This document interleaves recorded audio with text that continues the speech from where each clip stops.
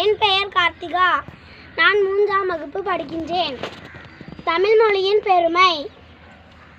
உலகிலுள்ள மொழிகளுள் மிகவும் தொன்மை வாய்ந்தது தமிழ்மொழி.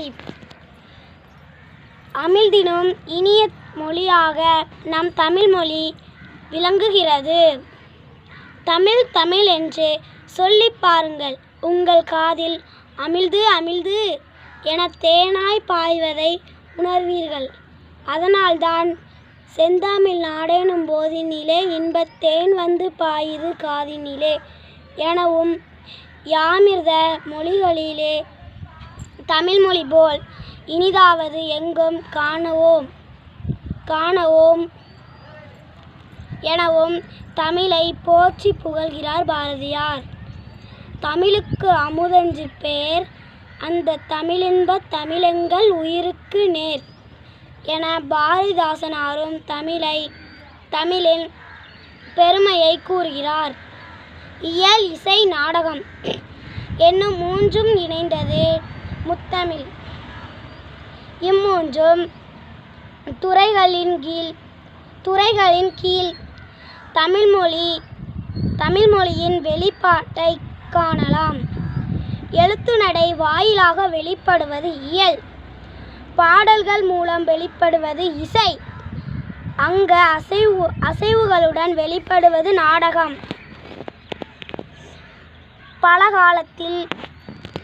பழங்காலத்தில் தமிழர்கள் பயன்படுத்திய மண்பாண்டங்கள், அணிகலன்கள், பண்பாட்டை வெளிப்படுத்திய ஆடைகள் ஆகியவற்றை அறிந்து கொள்ள அகழாய்வுகள் உதவுகின்றன. அண்மையில் சிவகங்கை மாவட்டத்தில் கீழடி என்னுமிடத்தில் நடைபெற்ற அகழாய்வில் தமிழர்களின் பண்பாட்டை அடையாளங்கள் வெளிப்பட்டுள்ளன. இதன் மூலம் தமிழ்மொழி ஆதித்தமிழர் மொழி என்பது புலப்படுகிறது.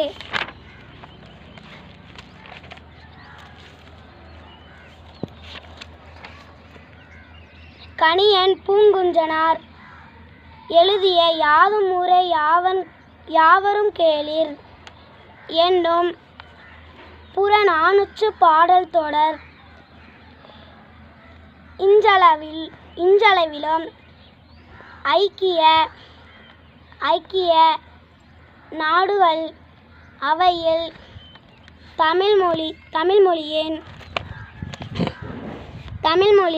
தமிழ்மொழியின் பெருமையை உலகிற்கு உணர்த்தும் வகையில் சொல்லப்பட்டுள்ளது. நடுவண் அரசு 12/10/2004 ஆண்டில் தமிழ்மொழியை பிற மொழிகளின் துணையின்றி தனித்து இயங்கும் திறனுள்ள செம்மொழி என அறிவித்தது. இது தமிழ்மொழியின் வளமையை உலகிற்கு காட்டுகிறது. தமிழர்களின் வீர விளையாட்டுகளை விளங்கும் பாறை ஓவியங்கள், கல்வெட்டுகளில் காணப்படும் அரசர்களின் கொடை பற்றிய செய்திகள், இலக்கியங்கள் குறிப்பிடும்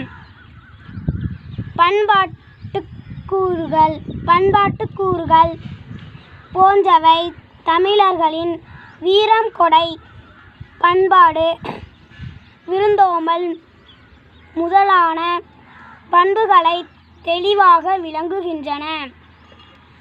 தமிழென்று சொல்லடா தலை நிமிர்ந்து நில்லடா என்னும் பாடல் வரிகள் தமிழர்களின் பெருமையை கூறுகின்றன. தமிழர்களின்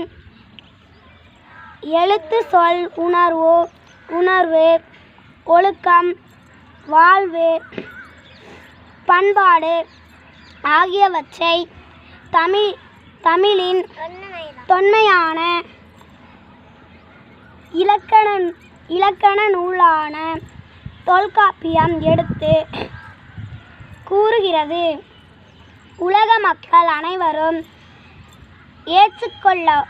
ஏற்றுக்கொள்ளும் வகையில் சிறப்பு பெற்று விளங்கும் நூல் திருக்குறள்.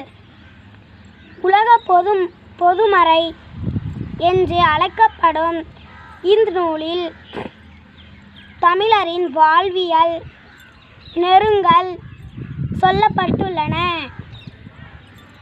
தமிழ் மொழியின் சிறப்பை உணர்ந்த அயல்நாட்டார் பலரும் தமிழை விரும்பி கற்றுக்கொண்டதோடு தமிழில் பல இலக்கியங்களையும் படித்துள்ளனர். திருக்குறளின் பெருமையை உலகிற்கு செய்தவர் ஜி.யு. போப். இவர் ஆங்கிலத்தில் திருக்குறளை மொழிபெயர்த்துள்ளவர். தம்மை தமிழ் மாணவன் என்றே உலகோர் அறியச் செய்தார். நம் தாய்மொழியான தமிழ் 2000 ஆண்டுகளுக்கு மேல் பேச்சிலும் எழுத்திலும் பயன்பாட்டில் இருந்து வருகிறது. நாளும் பொலிவுடன் வளர்தமிழாய் தன் பெருமையை உலக அரங்கில் நிலைநிறுத்தி வருகிறது. தம் தமிழ் மொழியை உலகில் உள்ளோர் பாராட்டும் வகையில் மென்மேலும் உயர்த்த உறுதுணையாக இருப்போம். நன்றி.